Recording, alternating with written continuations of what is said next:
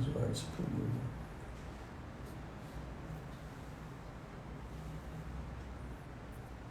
só aí, isso aí, vai. Convida de ver se tem alguém já. Luiz Antônio, estamos ao vivo, vê aí. Sim, eu também estou ao vivo? Não, ainda não. Eu fiz o que você me disse e não consegui. Fui lá no canto, Aperta na casinha de novo. De joias e cliquei. Aperta na casinha de novo. Tá.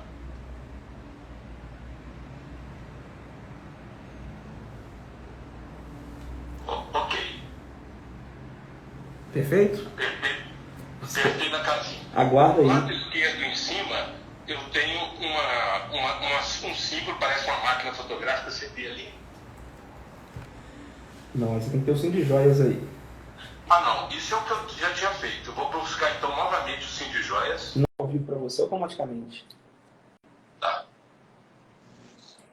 Aí, cliquei no sim de joias novamente. Boa noite, pessoal. Nós estamos tentando fazer contato aqui, está já na tela com a gente, o Felipe Pereira, da Ignius. Nós estamos tentando aqui fazer o contato com o Luiz Antônio, que está com alguma dificuldade lá para poder acessar o Instagram do Cindy Joias.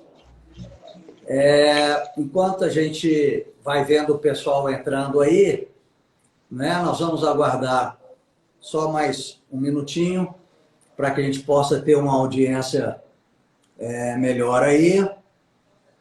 E neste exato momento a gente está tentando fazer com que o Luiz Antônio acesse. Vamos ver aqui. Deixa eu ver aqui se ele entrou agora.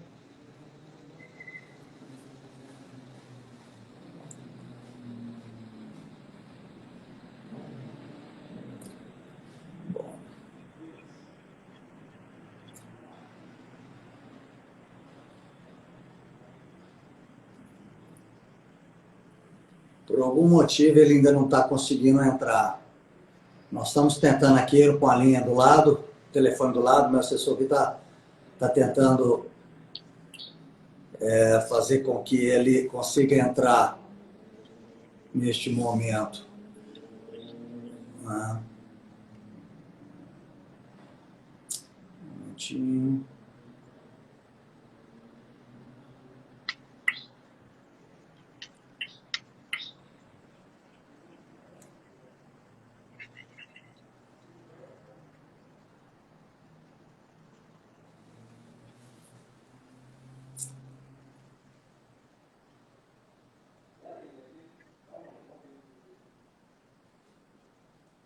Agradeço aí, pessoal, o pessoal que já está entrando. Nos dê só mais um minutinho, que nós estamos tentando aqui fazer com que o Luiz Antônio consiga se conectar. Nós já estamos vendo na tela aí, né, o gemólogo Felipe Pereira, da Ignius. Daqui a pouquinho nós temos aí a entrada do Luiz Antônio aí, se Deus quiser. Né?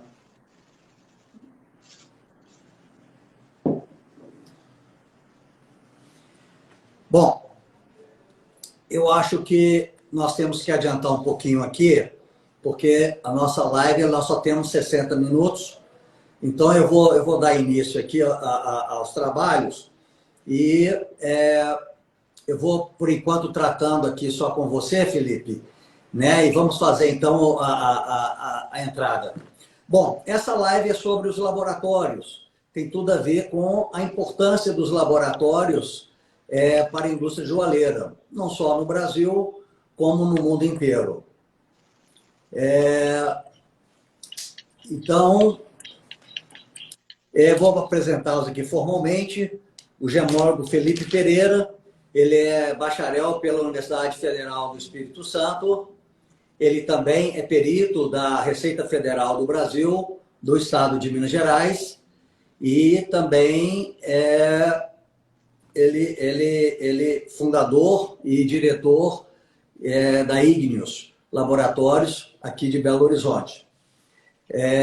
Eu sou Marcelo Bernardes, um prazer enorme estar aqui com vocês essa noite. Muito orgulho de ter sido convidado pelo Cindy Joias pela revista virtual, pela vitrine virtual Brasil Gemas, que tem promovido essas lives com o objetivo de buscarmos cada vez mais passar o conhecimento para todas as pessoas envolvidas no nosso setor, não é isso?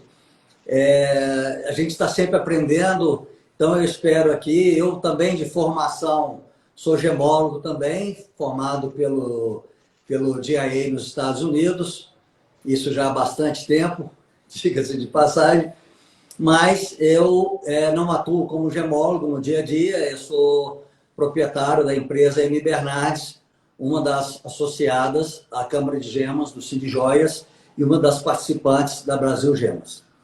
Portanto, Felipe, vamos dar entrada então aqui no primeiro bloco, que eu acho que é a gente falar um pouco do mundo dos gemólogos, para que as pessoas, de alguma forma, possam entender do que, de fato, se trata a carreira e os serviços promovidos por um gemólogo, não é? Então, eu vou até antecipar uma pergunta que eu iria dirigir ao Luiz Antônio, eu vou dirigir a você, mas você não vai ter dificuldade nenhuma de responder. Se tiver, a gente vai junto aí e não vai ter problema, não. Então, a primeira pergunta que eu te faço é o seguinte: quais são as principais atribuições e serviços prestados por um gemólogo? Felipe, nos dá uma ideia sobre isso. Antes de mais nada, boa noite, Marcelo, boa noite, pessoal aí. Agradecer o convite aí também da Cid Joias e da vitrine virtual da Brasil Gemas, né? Dizer que é uma honra estar aqui com você, Marcelo, com o professor Luiz Antônio, que daqui a pouquinho vai estar online. E respondendo sua pergunta, sem mais delongas, as principais atribuições, né, o gemólogo é aquele profissional responsável pela análise, caracterização, certificação e avaliação do material gemológico, né? Então, acho que seria, resumindo, né, seria essas as nossas atribuições, né? Perfeito. Eu acrescentaria, talvez, aí as multitarefas, porque a certificação ela pode servir a identificação para uma série vamos dizer, de clientes, né? Nós temos, por exemplo, quando vocês trabalham fazendo avaliações, seja para um banco, para uma empresa de seguro, ou identificação de um material para a Receita Federal, no aeroporto, ou numa alfândega, né? Então, mas para o universo aqui da maioria das pessoas presentes, eu acredito, nesta live, tem mais a ver com realmente o trabalho de certificação, identificação, não é? Correto. Marcelo, complementando o que você está falando, nós também somos responsáveis, nesse caso, pela perícia, né, em determinadas situações, e basicamente isso, né, identificar o material parece ser uma coisa muito simples, mas na prática é bem minucioso, né? Sabemos da responsabilidade da profissão, né, é uma profissão que não permite erros, né, e é isso, é uma responsabilidade muito grande, está lidando com um bem de valor, que é uma gema ou uma joia, né? E tem que estar sempre buscando conhecimento para evitar erros e trabalhar da melhor maneira possível sem prejudicar ninguém, né?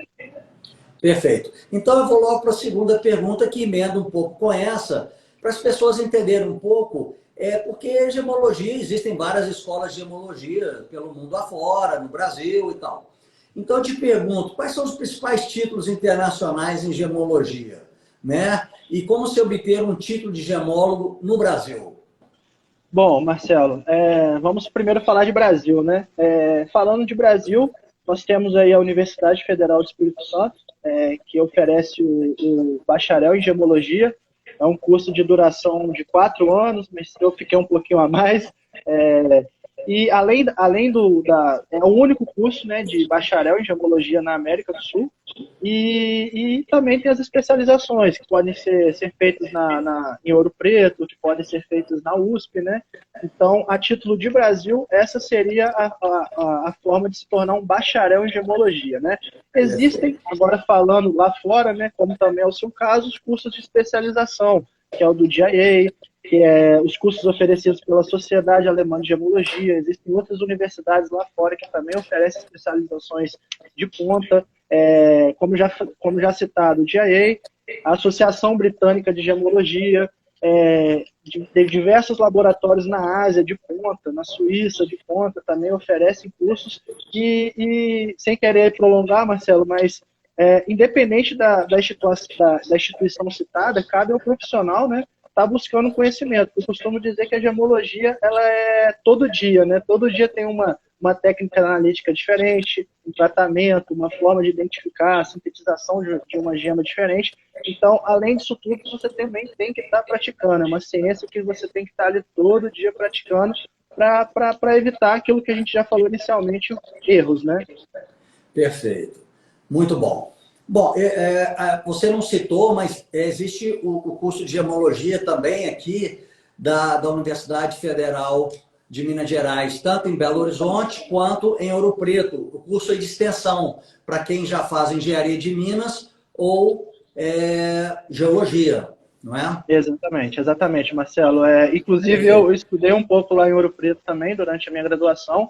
Tive uma vivência maravilhosa que pôde me conectar ainda mais com o mercado daqui de Minas Gerais, né? Perfeito. Inclusive, nós tivemos no corpo docente de Ouro Preto, muitos anos, o Schwartz, né?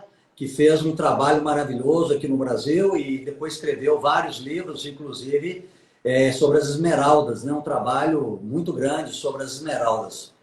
Perfeito. Exatamente. Bom, deixa eu só dar mais uma olhada aqui, se por acaso eu consigo enxergar aqui o Luiz Antônio. O pessoal está tentando aqui, deixa eu ver se eu consigo enxergá-lo aqui, nas pessoas presentes na live. Opa, que legal, a live tá com audiência muito legal, isso é importante e aumenta a nossa responsabilidade aí, Felipe. Parece que ele ainda não conseguiu entrar, não. Mas vamos lá continuar então. Bom, dando sequência, eu vou direto para uma pergunta que eu tinha pensado em fazer, né? E vou deixar aí do Luiz Antônio alguma coisa que eu tinha direcionado para o Luiz Antônio de stand-by.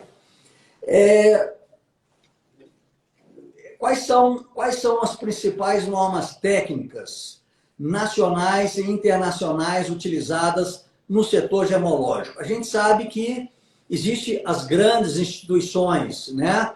E aí eu gostaria que você falasse um pouco como funciona esse arcabouço de legislações e nomenclaturas que, de certa forma, nos guiam e guiam os laboratórios. Ótima pergunta, Marcelo. Bom, nacionalmente, né, nós temos a Associação Brasileira de Normas Técnicas, que é a ABNT, e ela segue os padrões estabelecidos pela CBIJO, que é a Confederação Mundial de Joalheria, se não estou enganado, quanto às siglas, né? E também nós temos o Comitê de Harmonização de Manuais de Laboratórios, né? E é isso que você mesmo, na sua pergunta, está a resposta, né? Elas regem ali as normas de nomenclaturas, de tratamentos, como mencionar o tratamento, né? Como botar na nomenclatura correta de um material gemológico. Então, essas seriam as principais normas que direcionam a comunidade gemológica e que regem a ciência, né? Os laboratórios tendem a seguir esses padrões para manter as normas, manter uma coisa ali, de certa forma, uma estética ali mais bonita nos documentos e tudo mais. Então, são essas aí as principais normas técnicas aí que regem a gemologia. Perfeito.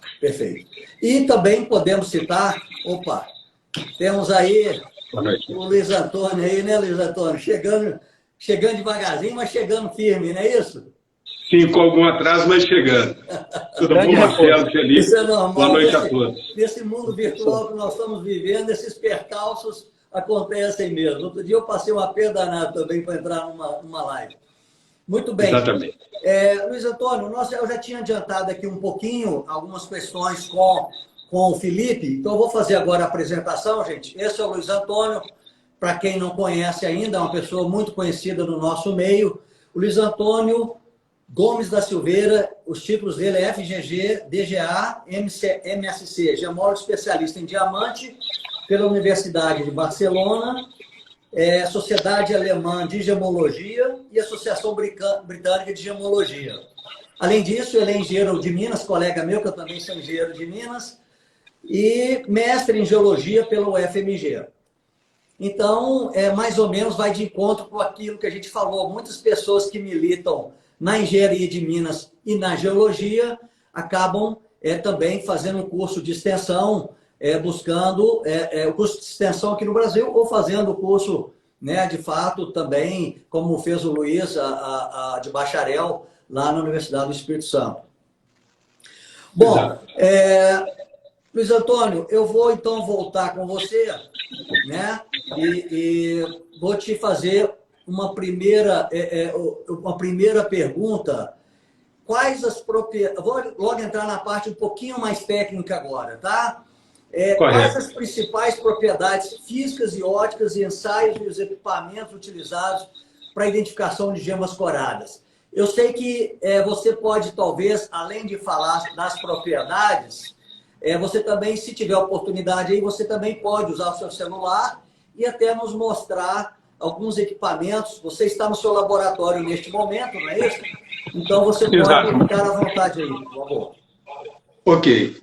Bom, pessoal, boa noite a todos. É um prazer. Agradeço pelo convite do Cindy Joias e da Brasil Gemas, em especial ao Marcelo Bernardes e ao Murilo Graciano. É um prazer estar falando com vocês.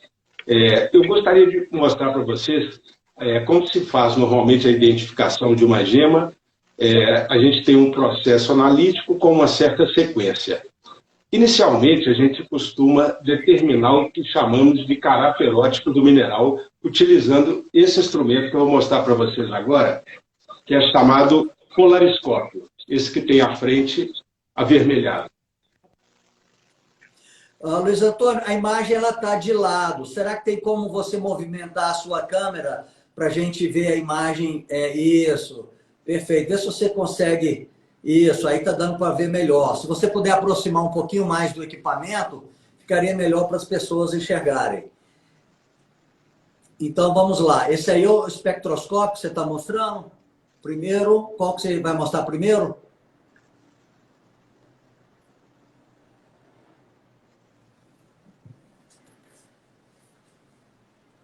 Luiz Antônio, nós perdemos o seu som.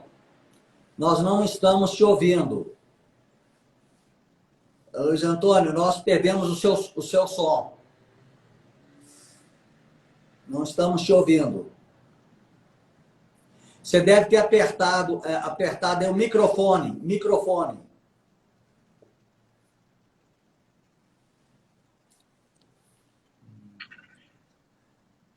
Luiz Antônio.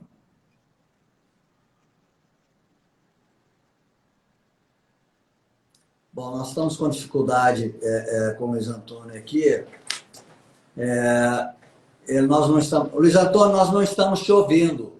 Tem aí o microfone. Você está me ouvindo bem? Nós não estamos te ouvindo. Aperta o microfone. Seu microfone deve estar cortado. O microfone. Aperta aí o microfone.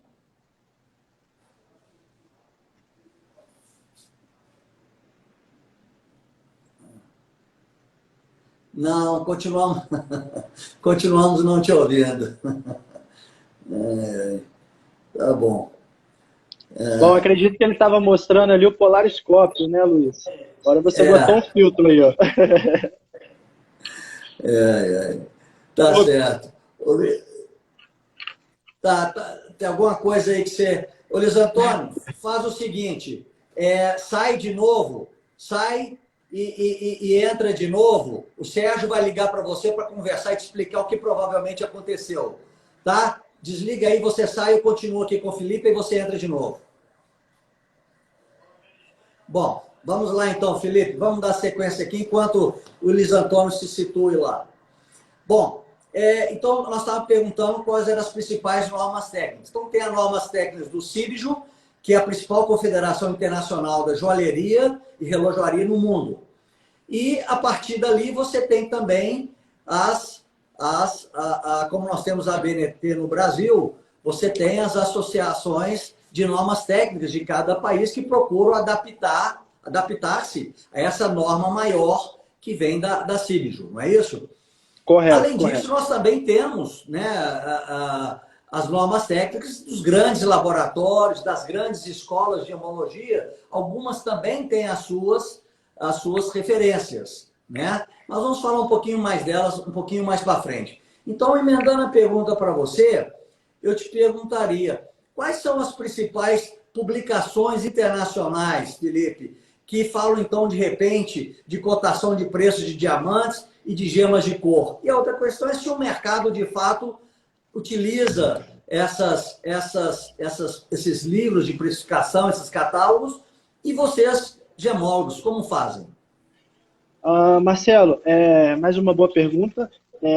Vou citar a primeira de diamante, que é o famoso de Rapaport, né? Utiliza-se bastante, mas no mercado, né? E também para a orientação dos clientes de quanto realmente vale determinada gema, né? Só que tem uma questão, o Rapaport ele serve ali de orientação, né? Com base na classificação e peso do diamante. Só que tem que ser aplicado sempre uma depreciação conforme o mercado que está sendo trabalhado, né? E também conforme o consumidor, né? Se ele é um consumidor final, se ele é um consumidor intermediário, se é uma joalheria. Então, nós utilizamos o Rapaport para orientar o consumidor ou o cliente, né, de quanto possivelmente pode valer aquela gema, né? Se tratando de gemas coradas, nós utilizamos, tem dois referenciais, né, que é o DGM Guide e o Gemival. Infelizmente, o boletim referencial de preço nacional ele é muito desatualizado, o que possibilita inúmeros erros, né, que é um boletim de 2009, se eu não estou enganado, né? Mas voltando ao assunto do DGM Guide e do Gemival, é a mesma coisa, né? Às vezes o gemólogo ele é responsável pela classificação do material, e quem bota o preço, né, teoricamente, é o mercado, né? E esses guias referenciais, eles também têm que ser usados, né, aplicando essa depreciação, né? E também levando em consideração o consumidor, né? Levando em conta aquilo que eu já falei, aonde ele está na cadeia produtiva, né? Algumas gemas coradas depreciam aí de 40%, 60%, até um pouco mais, né? Relacionado a esses boletins que muitas das vezes seguem normas europeias ou dos Estados Unidos, né? Então, eles servem como referência. Eu costumo dizer que são guias referenciais de preço, né? E o uso é esse que eu te falei. Então, a gente tem que usar denunciando. Então, quer dizer, vocês usam esses guias, no caso, o do Rapaport, que é conhecido mundialmente, né, para diamantes, e nós temos aí dois outros que você citou, um que é o Gem Guide, se não me engano, ele é de uma empresa do Canadá? Isso, se não me falha, ele é de uma empresa do Canadá. E também tem o Gemival, que é mais, se eu não me engano, europeu. Certo. O que acontece, então, na prática, quando vocês, às vezes, vão fazer uma avaliação de uma gema lapidada? Porque a gema bruta, a gente basicamente não se faz avaliação, né? Os laboratórios gemológicos, de modo geral. No caso das pedras lapidadas, vocês também utilizam parcerias, vocês fazem pesquisa de mercado com parceiros, com empresas que estão no mercado para poder, às vezes, se certificar de um valor, caso estejam fazendo alguma avaliação também? Com certeza, Marcelo, é super importante, pelo menos do meu ponto de vista, o gemólogo estar conectado com essas situações de mercado para estar ciente, né, tá participando de eventos, estar participando de feiras, para ter uma noção melhor e saber orientar na hora que rolar uma possível avaliação, né? Então, essa busca, essa pesquisa mercadológica, ela é feita, ela deve ser feita para evitar erros, né? Porque você errar numa avaliação de uma gema pode gerar um prejuízo muito grande, tanto para quem está vendendo quanto para quem está comprando. Nós estamos tentando fazer novamente contato aqui com o Luiz Fernando, com o Luiz Antônio.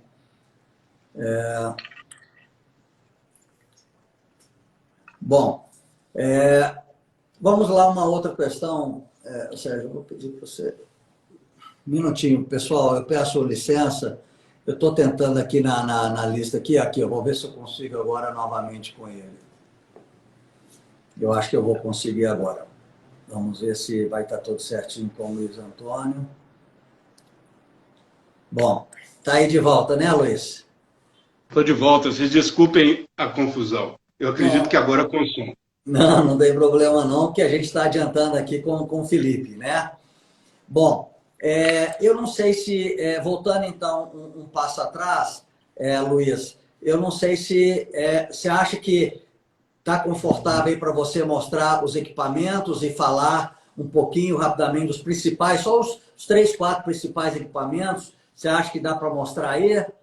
Vamos tentar. Você acha que dá aí novamente para falar das propriedades e quais equipamentos se usa em termos bem genéricos? Aqui a nossa audiência, obviamente, nós temos aqui pessoas joalheiros, nós temos curiosos, nós temos pessoas que são pedristas, nós temos aqui uma audiência bem variada. Ok, vamos lá. Eu gostaria de mostrar, então, para vocês a sequência analítica para identificação de uma gema. Normalmente, nós começamos com esse instrumento chamado polariscópio. Vê se eu mostro. Sim, esse instrumento. Através dele, nós podemos determinar o caráter óptico da gema e utilizando esse filtro acima, chamado conoscópio, nós temos uma ideia do sistema cristalino em que o mineral se cristalizou. Em seguida, é importante a gente ter alguma constante física do material gemológico que está sendo examinado, e essa constante física pode ser, por exemplo, a determinação dos índices de refração, que é feito através da utilização desse instrumento chamado refratômetro. O refratômetro ele nos dá, além dos índices de refração do material, a birrefringência do material e o sinal óptico, que também são importantes na identificação. Aqui a gente tem 2 tipos de refratômetro, um com escala interna e outro com escala externa.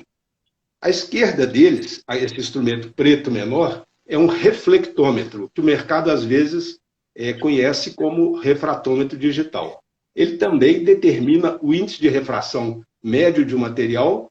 No entanto, esse instrumento ele tem algumas limitações, principalmente porque o material sob análise deve estar com a superfície perfeitamente plana e polida e completamente limpo para que dê resultados com uma certa precisão. Então, a gente recomenda mais o refratômetro convencional. Outra maneira, outro ensaio útil na identificação dos minerais seria a determinação do peso específico, que pode ser feito através de uma balança semianalítica, pelo método que a gente chama de hidrostático. A gente faz uma pesagem do material normal no prato e outra pesagem na água. Então, através de uma equação simples, a gente pode determinar o peso específico do material. Existem outros equipamentos úteis também, como é o caso, por exemplo, de um espectroscópio, que através dele nós podemos averiguar o espectro de absorção da gema. O espectrômetro, em seguida, que é um equipamento que determina também, através do qual a gente averigua o espectro do material. Ele está limitado a algumas regiões, no caso desse aparelho em particular, ao ultravioleta, ao visível e ao infravermelho distante. Infravermelho próximo. E aqui nós temos um pequeno instrumento também útil, chamado polariscópio. O polariscópio é útil para determinar e averiguar o pleocroísmo das gemas, que é a mudança de tonalidade ou de cor, de acordo com a direção que alguns minerais apresentam. Outro equipamento útil na identificação é a fonte de luz ultravioleta. A luz ultravioleta nos permite averiguar a luminescência do material, tanto a fluorescência quanto a fosforescência.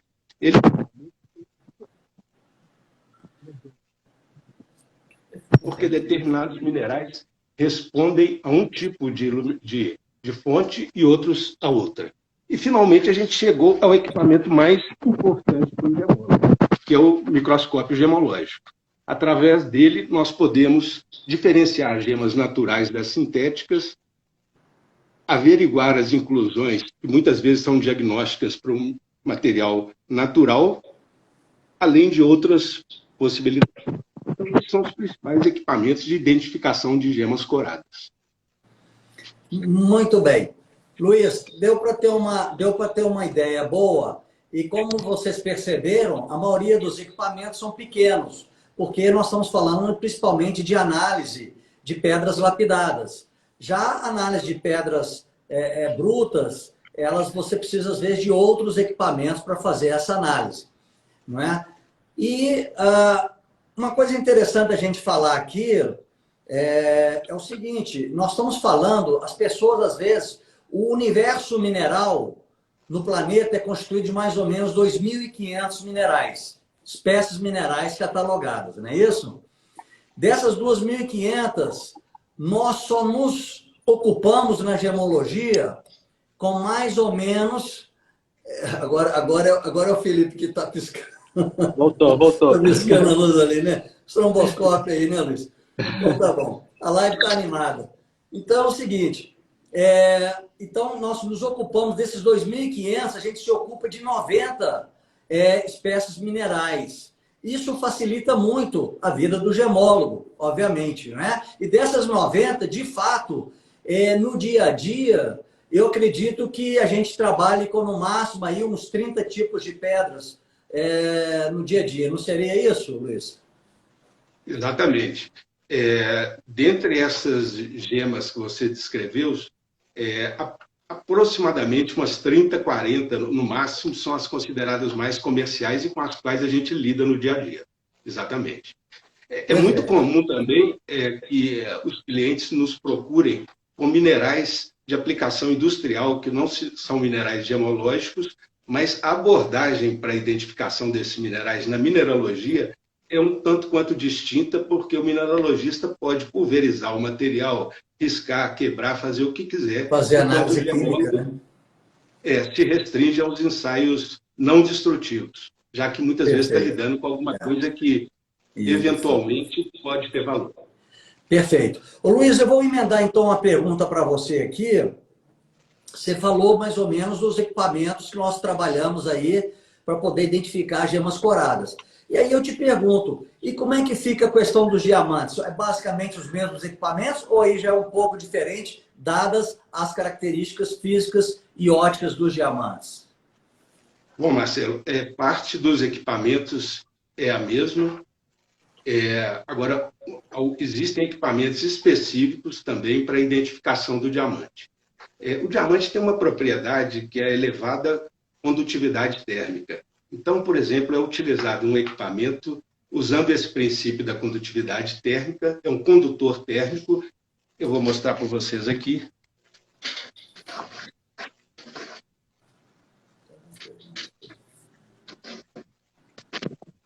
Esse aparelho. Nós temos 3, seria esse. Esse é um condutor térmico. Como o diamante conduz calor mais rapidamente que os seus substitutos, ele serve para identificar o material. No entanto, desde 1997, surgiu um substituto muito eficaz, a moissanita sintética, que tem a condutividade térmica comparável à do diamante. Em vista disso, criou-se um outro material, um outro equipamento, que é esse que separa a moissanita sintética do diamante, baseado agora na condutividade elétrica. E depois nós temos um terceiro equipamento que faz os dois ensaios simultaneamente, condutividade térmica e elétrica. Além disso, hoje a gente tem a questão do diamante sintético, então existem equipamentos específicos para identificar o diamante sintético e o tipo do diamante, que normalmente o sintético é do tipo 2A, então existem alguns instrumentos que identificam exatamente esse tipo. Bom, o que nos dá um indício de que ele é sintético, mas não é um ensaio conclusivo. Sim, sim. Ok, Luiz. Então, emendando uma pergunta para você, é uma pergunta que as pessoas sempre... A primeira pergunta que o leigo, que as pessoas que estão no setor, mas não têm um treinamento de gemologia, nos fazem, como, então, distinguir, né, ou qual melhor, vamos dizer, como você colocaria a definição de uma gema sintética e que ela se diferencia de uma equivalente natural? Bom, uma gema sintética seria aquela que tem a mesma composição química, a mesma estrutura cristalina e as mesmas propriedades físicas e óticas do seu equivalente natural. Então, todos esses ensaios que eu descrevi anteriormente vão dar os mesmos resultados se nós tivermos seja uma gema natural ou sintética. O modo normalmente de distinguir esses dois materiais é através do exame das inclusões ao microscópio, exceção feita ao diamante, que requer ensaios mais avançados para a distinção entre o natural e o sintético.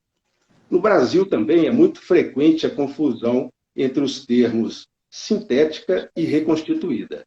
A reconstituída nada mais é que um aglomerado de fragmentos ou de pó de material de gemas naturais, enquanto assim, não tendo, portanto, a mesma estrutura cristalina, nem a mesma composição química e nem as propriedades físicas e ópticas iguais às da natural. Excelente. Está dando uma aula para nós aí, Luiz. Muito bom. Então, eu vou emendar com você agora, então, Felipe, porque o Luiz Antônio falou da diferença entre a gema sintética e a natural. Basicamente, então, para ser considerado sintético, você tem que ter um similar na natureza. E aí eu te faço a pergunta, e como é que, então, qual que é a diferença entre uma gema sintética e uma gema artificial? Qual que é a definição de uma gema artificial, primeiramente? E qual é a diferença entre a artificial e a sintética? A gema artificial, a sintética, o professor Luiz acabou de explicar aí, né? E a gema artificial, a principal diferença é que ela não tem o seu simulante na natureza. Um exemplo a gente pode usar aí, por exemplo, a zircônia cúbica, né? Ela não tem o seu simulante na natureza, ou seja, uma gema artificial é aquele material que não tem o seu simulante na natureza, né? Diferente de uma gema sintética. Perfeito. Então, uma gema artificial é aquela totalmente criada pelo homem em laboratório. Ela Exatamente. Não tem sequer uma similar na natureza. Então, essa distinção é muito importante de se fazer, né? Muito bem. Então, vamos pular aqui para uma outra questão muito interessante. Já que nós estamos falando, né, dos parâmetros internacionais, das normas, e entendemos um pouquinho de alguns termos técnicos, quais seriam os principais parâmetros? Essa vai para o Luiz Antônio, viu, Luiz Antônio? Se prepara aí. Essa é para você. Quais são os principais parâmetros de qualificação de gemas? E qual a importância, né? E se existe uma padronização internacional para essa qualificação especificamente, não é? Primeiro vamos falar para a pedra corada, por exemplo. Ok. Normalmente, os 4 fatores mais importantes para a qualificação de gemas são a cor, a pureza, a lapidação, que se divide em proporções, simetria e polimento, e o peso da gema. Desses 4 fatores, 3 deles são mensuráveis, que são a cor, a pureza e a lapidação. Entre as gemas coradas, o fator cor, obviamente, é o mais importante. Geralmente seguido da pureza e, finalmente, da lapidação. Com relação ao diamante, os 4 fatores são igualmente importantes: cor, pureza, lapidação e peso. Muito bem. Bom, então, vamos falando, então, no caso específico dos diamantes, aí eu falo com o Felipe. Na prática, como é feita essa qualificação de um diamante lapidado, então, utilizando os 4 Cs que muita gente já conhece? Bom, Marcelo, na prática, né, nós temos aí, falando primeiro da cor, nós temos que realizar uma comparação, né? Existem escalas de cores, né, que servem para orientar a gente na hora da análise ali, né, dizer qual que era essa cor. Se tratando de diamante, essa cor varia de D a Z, na qual D é ele totalmente incolor e descendo para o Z gradualmente em tons amarelados, né? A pureza já é determinada com o auxílio de uma lupa de mol e também com exames a olho nu em ambiente que favorece a observação dele, né? A pureza ela vai de IF a I, na qual I são inclusões mais expressivas, né, classificadas em I1, I2 e I3, e conforme for até o IF, temos aí a S1, S2 e, em alguns casos, o S3, que são inclusões um pouquinho mais difíceis, menos expressivas do que as I1, I2 e I3, e conforme for a VS, VVS1, VVS2, e ele totalmente limpo, né? Outro fator importante é o peso, né? E como o professor Luiz falou aí, também tem a lapidação dele, né, que é o cut. E se tratando de diamante, além da proporção, simetria e polimento, também temos que considerar a cintilação dele, né, o brilho e tudo mais. E um outro C, que geralmente usa no comércio, né, é a confiança, né, de quem que você está comprando, para quem que você vai vender. Então é um outro C aí que o pessoal anda adicionando aí na hora de classificar os diamantes. Boa, interessante. Muito bem. E eu vou querer mudar um pouquinho o foco da nossa conversa agora. Sair um pouquinho da área técnica, porque eu acho que nós estamos falando de laboratórios gemológicos, e o laboratório gemológico ainda é uma coisa no Brasil um pouco, vamos dizer assim, ela não tem a mesma utilização, o mesmo peso de um certificado feito no exterior, às vezes, com um certificado feito no Brasil, e porque eu gostaria de entender por que isso acontece. Então, eu vou fazer o direcionamento da seguinte forma. Luiz Antônio, qual que é a realidade dos laboratórios brasileiros vis-à-vis os laboratórios internacionais em relação à capacidade técnica e de equipamentos? Como você compara os melhores laboratórios que nós temos no Brasil, haja visto que nós temos os laboratórios aqui em Belo Horizonte, mas também temos os laboratórios do IBGM em São Paulo, no Rio de Janeiro, e várias outras associações no Brasil, como na Bahia, como em Goiás, eu sei que também tem seus laboratórios, no Espírito Santo. Como você entende que está essa comparação em termos técnicos e em termos de equipamentos? Bom, no Brasil nós temos poucos laboratórios e quase todos eles de pequeno porte.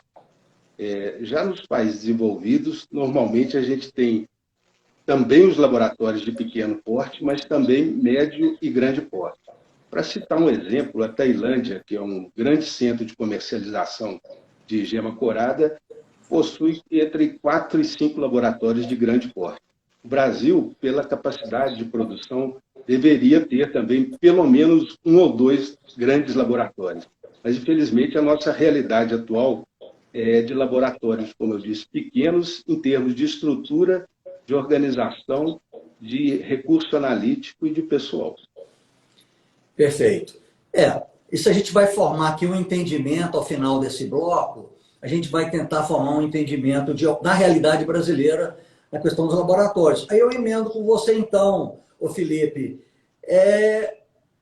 quais são as formas atuais de garantia do produto oferecido pelos joalheiros brasileiros, já que o certificado ainda não é tão amplamente difundido, utilizado pelas joalherias, por exemplo?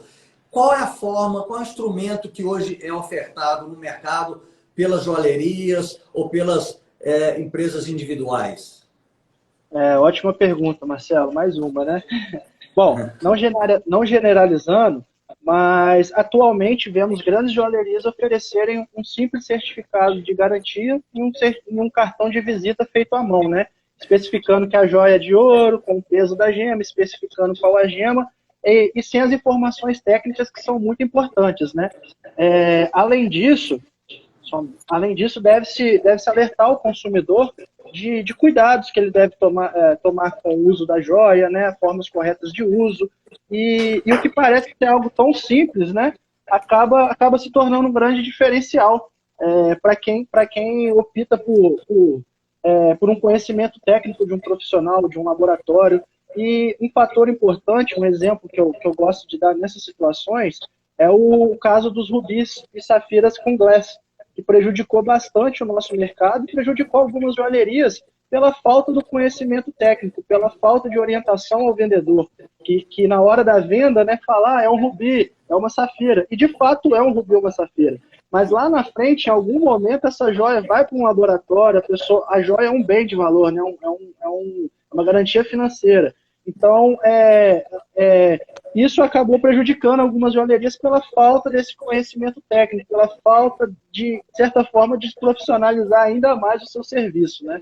Lembrando Perfeito. Que eu não estou generalizando, pessoal. Sim. Tá. Ok. Ô, Luiz Antônio, então, nessa esteira aí dessa explicação que o Felipe deu, eu pergunto, qual que é a real demanda por certificados gemológicos no Brasil comparado com o que você vê, que você conhece lá fora?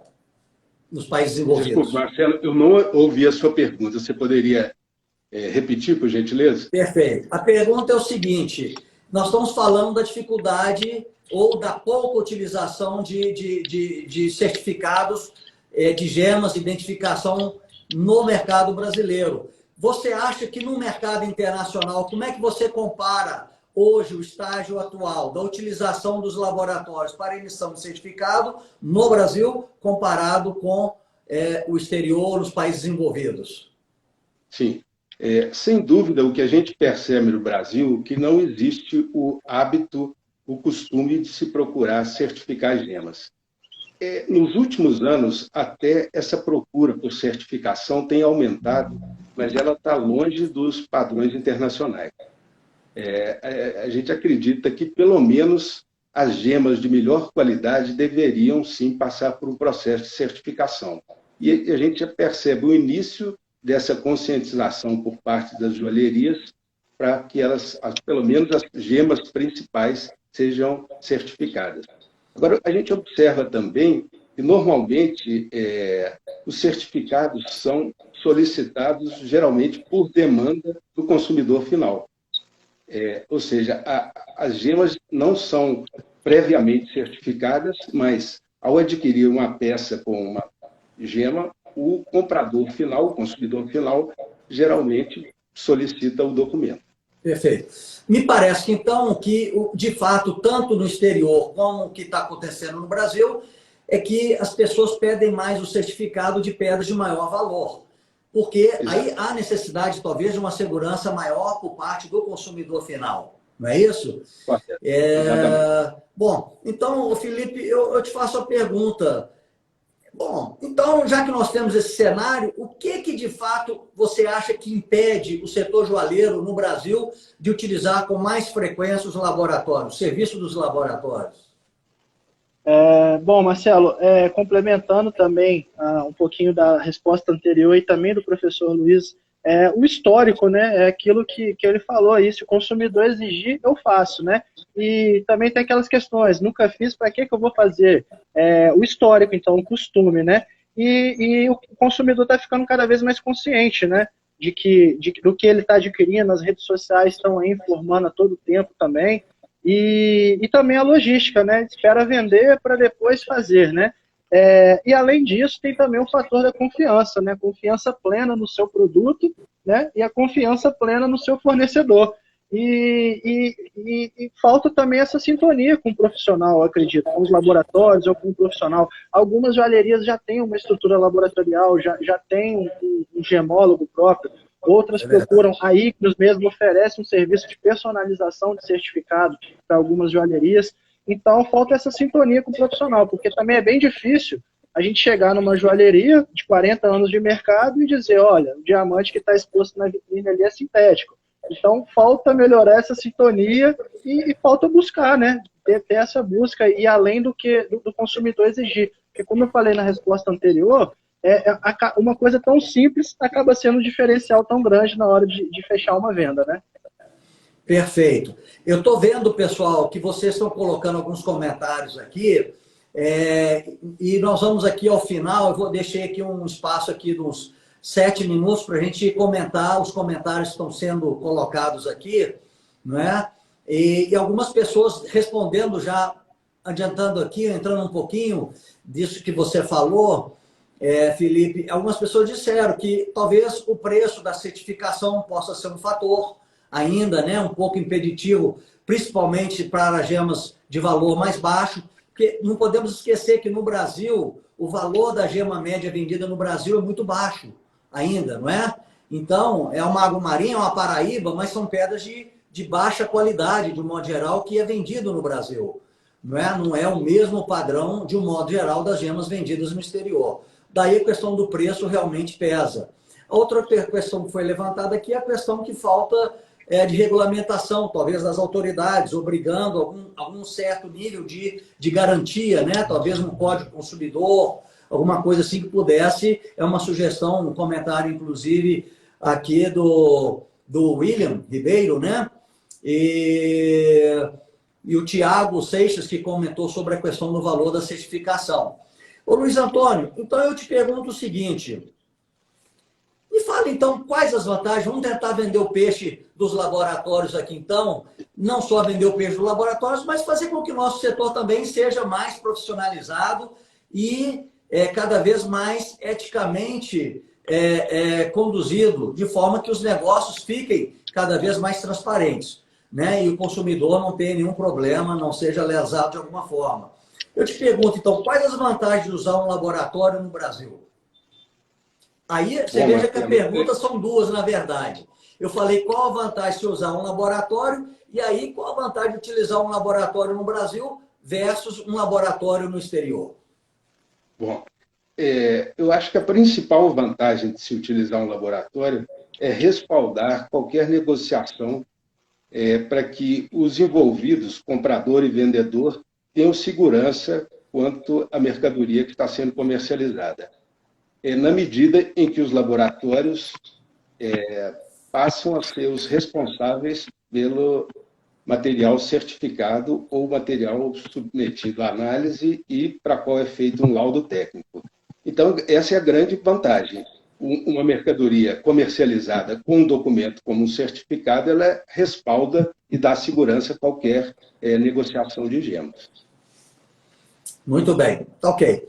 Eu acho assim que alguns clientes, que nós estamos falando também para uma audiência, como disse, muito variada.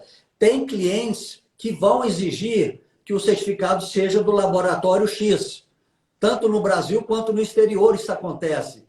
Então a gente muitas vezes tem essas limitações. Às vezes a gema você fez o certificado, por exemplo, do DIA, mas aí pode ser, não, eu quero para essa gema corada, eu quero o certificado Gubling, da Suíça.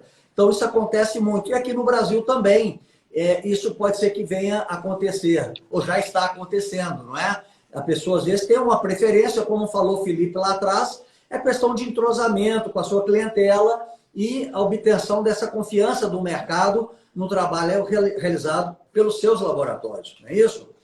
Bom, eu vou aqui, então, fazer aqui um comentário, que eu acho que, diante disso que nós colocamos, fica patente, fica evidente que é importante trabalhar com bons laboratórios, porque gemólogos, existem vários gemólogos e vários tipos, níveis de gemólogos pelo Brasil afora. Vou tratar mais da questão brasileira. O que a gente percebe é que, muitas vezes, as pessoas não sabem como procurar um laboratório, não sabem como conduzir essa questão. Então, o que a gente pode sugerir é que trabalhem com os laboratórios que são parceiros das suas associações estaduais. Por exemplo, aqui em Minas Gerais, nós temos esses dois laboratórios, né? Tanto o Luiz Antônio quanto o Felipe da Igneous, o Luiz Antônio da GemLab, que trabalham há muitos anos no setor, tem um nome, tem uma tradição, são peritos, inclusive, da Receita Federal, e outros estados, como o Rio, São Paulo, você tem os laboratórios, outro laboratório muito bem conceituado, são os laboratórios do IBGM, né, do Instituto Brasileiro de Gemas e Metais Preciosos, tanto no Rio quanto em São Paulo, que tem gemólogos também muito experientes. Então, o que eu posso sugerir é que, de fato, as pessoas procurem as suas associações estaduais e elas forneçam o nome de laboratórios que tenham credibilidade perante o setor, não é? Eu vou puxar aqui agora, então, rapidamente. Nós recebemos uma pergunta aqui, é uma pergunta da Julie Wickman. Julie, essa é uma pergunta difícil de responder, eu já diria, adiantando o comentário dos nossos gemólogos. A Julie está perguntando como desconfiar de diamante sintético ao comprar. Eu vou colocar aí para o Felipe essa pergunta, porque ele falou lá atrás da qualificação do diamante, Felipe. Então, emenda para nós aí. O que você diz rapidamente para a Julie?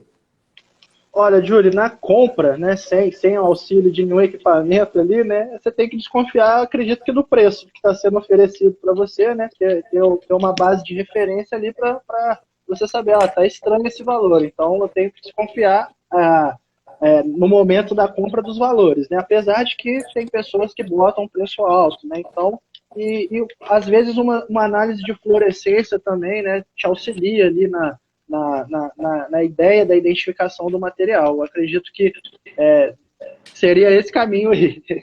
Sim. Você gostaria de complementar essa resposta aí, Luiz Antônio? Sim, eu acredito que as duas questões que o Felipe abordou são importantes, porque o diamante sintético, em média, ele custa aproximadamente 30% do natural. E o diamante tem um preço muito estável, sem grande variação para uma determinada qualidade. Então, espera-se que os valores sejam mais ou menos estáveis. Então, diante disso, se oferece alguma coisa por um valor muito aquém do esperado, realmente é de se desconfiar. E o segundo aspecto que o Felipe comentou, da fluorescência, é importante, sim, porque os diamantes naturais, eles têm fluorescência mais intensa sob onda longa. E parte dos diamantes sintéticos pode ter fluorescência mais intensa sob onda curta, além de apresentarem fosforescência. Então, são dois temas importantes que o Felipe abordou, concordo. Perfeito. Ô, Luiz Antônio, nós temos uma outra pergunta aqui, se não me engano, está abreviada aqui, mas eu acredito que seja da Rosália Nazaré, com relação à identificação com a caneta, se ela é assertiva e válida. Nós temos, eu te dou 30 segundos para responder essa daí. Somente para identificar o diamante, mas não para separar o diamante natural do sintético. Porque aí já temos outros equipamentos, né, que já estão no mercado, inclusive, para fazer essa identificação, não é? Exato. Bom, gente, nós estamos chegando ao final da nossa live, né? O nosso tempo está mais ou menos em cima da hora. Alguma pergunta que, por acaso, ficou sem resposta, a gente vai procurar verificar aqui, entrar em contato com a pessoa. Eu queria agradecer demais esses dois grandes profissionais, né? O Luiz Antônio e o Felipe, profissionais que eu conheço há muito tempo, e dizer que essa iniciativa da Brasil Gemas é fundamental e ela tem que continuar, porque é esclarecendo, é educando e é aprendendo todos os dias que nós vamos fazer do nosso setor um setor mais confiável, um setor mais produtivo, mais eficaz, eficiente. Então, eu gostaria de agradecer a presença de todos, agradecer a participação de todos vocês aí, que nos prestigiaram, e ficamos aí, já fica o convite para uma próxima live do Brasil Gemas, que será anunciada em breve. Um grande abraço a todos, muito obrigado. Tchau, tchau. Muito obrigado. Tchau, tchau. Prazer, um prazer, obrigado. Obrigado, tchau, tchau. Obrigado.